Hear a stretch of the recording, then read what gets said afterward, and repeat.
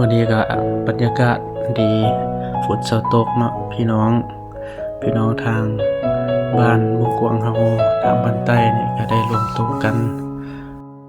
โดยเฉพาะผู้สีเขียวเนี่ยเป็นพ่อของในบ้านเนาะเพิ่นก็ได้นำพาลูกบ้านก็ถือว่าสามัคคีกันดีหลายเนาะขอตบมือส้มเสยให้กับเจ้าเนาะก็รู้สึกว่าดีหลายเนาะทางบ้านมุกกวางเฮาพี่น้องเฮาก็ร่วมมือร่วมแรงร่วมใจกันดีก็ถือว่าสามัคคีกันดีเนาะก็เป็นผลดีต่อบ้านเฮาเฮ็ดเพื่อทางสะดวกสบายผู้แสดงนี่คือเฒ่าเจ้เนาะถือว่าเพิ่นก็เฮ็ดเวียกนำบ้านนำเมืองก็ดีหลายเนาะโชเฟอร์รถเฮาก็คือเฒ่ากันดาเนาะพาลูกสาวมานำลูกสาว2คนเนาะก็ถือว่าครอบครัวนี่ก็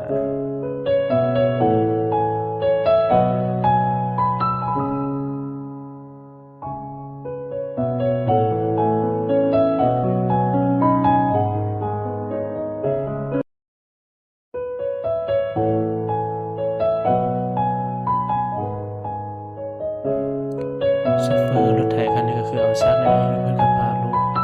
เพิ่นมานำเนาะเป็นตาแพงขนาดหลานน้อยเนาะนำรถไถคันนี้ก็คือเท้าบิวกับเท้าไอเนาะเท้าไอก็สิเป็นบ่าวแล้วแป๊บเดียวเนาะใหญ่เป็นบ่าว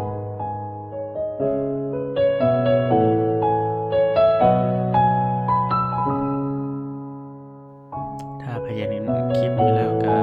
มาซอยกันเด้อร่วมมือร่วมแรงกันซอยกันเฮ็ดได้ละทางบ้านเฮาเนาะ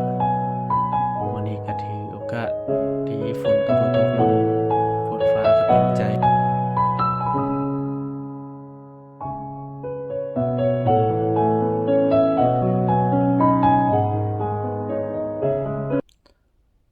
บ่ได้ดีบ่ได้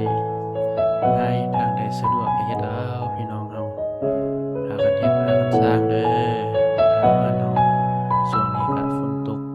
ดูถ้าเบิ่นก็มาเนาะมื้อนี้เนาะถือว่าเก่งหลายคนร่วมมือร่วมใจกันร่วมแรงกันมาถึงผู้สีเหลืองบ่ว่าถึงบ่ได้เนาะ